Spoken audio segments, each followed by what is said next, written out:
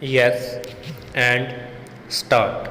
Sir, a time has come when we should reconsider and revise our attitudes towards the problem of agriculture and agricultural development.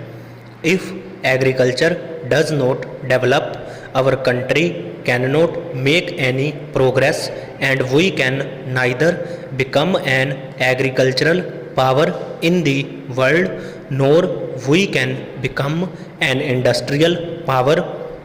Sir, there are large potentials in our country to become an agricultural power in the world, and we cannot only meet our own requirements but we can also be one of the major exporting countries in Asia.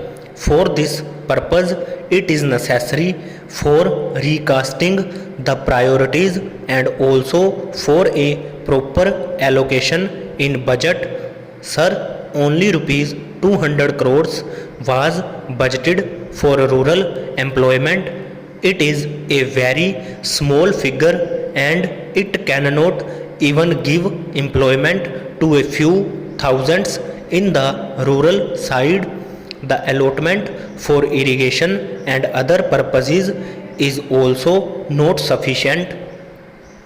But, sir, in order to give proper emphasis to the department, in my opinion, it is necessary to have a separate budget for the agriculture ministry as we are having for the railways. I do not know why a separate budget has been provided for the railways, although traditionally this system is being followed. But for agriculture, on which 70 to 80% of our population depends and which is the major stay of our economy, there is no separate budget. It should be given the pride of place and we should have a separate budget for agriculture. Similarly, there is no reason why the Department of Cooperation should be tagged on to the Agriculture Ministry. The report itself says that it is a very important aspect of our making progress in every department of life, be it industry, cooperative marketing, or any other sphere. The report says that the cooperative movement in the country has been considerably expanded during the last about 55 years, that the activities of the cooperatives now cover different sections of the economy, more especially agricultural credit, marketing, processing, storage and distribution of agricultural inputs and also consumer goods in the rural areas. It goes on to say that the value of operation of all types of cooperatives is estimated to exceed rupees 1,600 crores, involving over million members. But, sir, the report says that the managing committee of large number of cooperative societies in the state were suppressed by the government. Sir, it is necessary to have a separate ministry for cooperation if we really want that this cooperative movement is to become successful. I therefore suggest through you, sir, that the government should seriously consider having a separate ministry for cooperation. Sir, cooperation movement is spreading all over.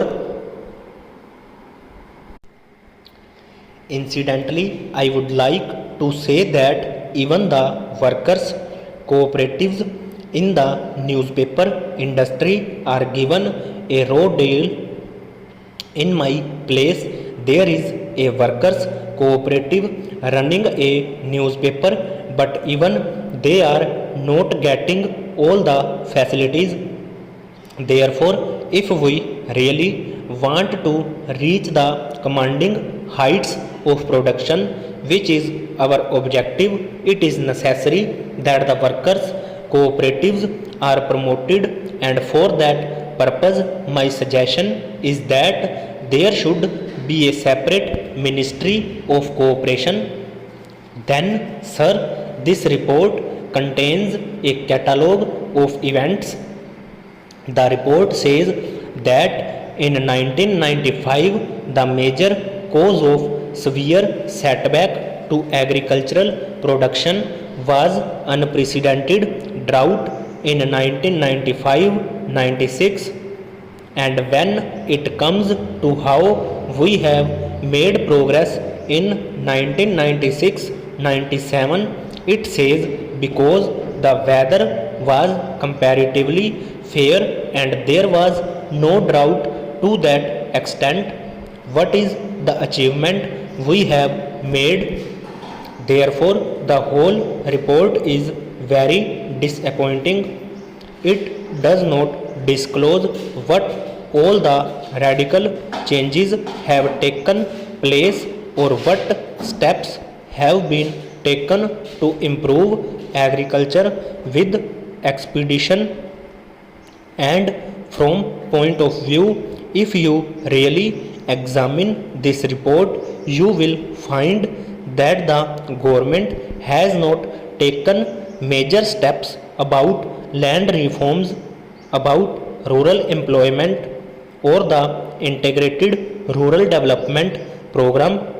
For that purpose, a separate department was constituted for rural reconstruction, and the ministry in this report admits that benefits of investment on agriculture have not reached poorer sections of rural population. The report begins like this: it was felt, therefore, that exclusive special programs for the exclusive benefit of poorer sections of rural population are required if the objective of distributive justice was to be achieved. And then, after giving the number of agencies which are working, the report has not revealed what rural employment was given in the year 1995-96. I would like to know from the minister, in view of investment and so many programs of integrated rural development going on, what was the increase in rural employment in the year 1995-96. The report itself is astonishing in another aspect. It says that land reforms are being implemented, but the land reforms implementation paragraph in the report is interesting. It is only lip sympathy which has been shown by the government over